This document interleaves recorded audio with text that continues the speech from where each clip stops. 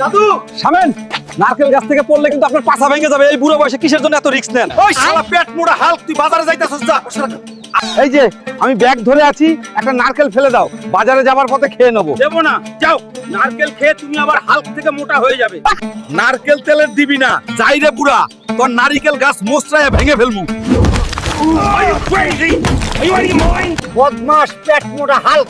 নারকেল চাইছিলাম, দিলা না, এখন গাছটাই তোমার পাছা দিয়ে গেল। এখন মহাপুরুষ রে বাজারে আসছে, টিটকারি মারায়ও না। কাকু, আমি বাজারের সবচেয়ে সেরা মাছ কিনতে আইছি। কম দামে মাছ কে নেবে? জলদি আসো। আমি নেব।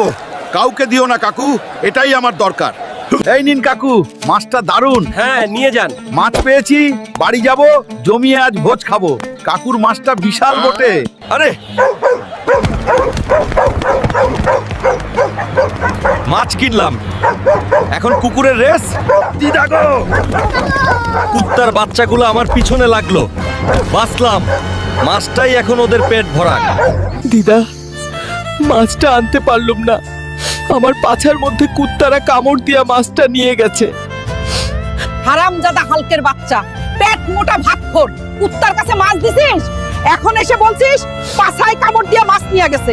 আমি হাল্ক আপনাদের সবার জন্য প্রার্থনা করছি, এই ভিডিওটি লাইক করুন, চ্যানেলটি সাবস্ক্রাইব করুন। আপনার ইচ্ছা 2 দিনের মধ্যে পূরণ হবে। হাল্ক সব সময় আপনার সাথে আছে।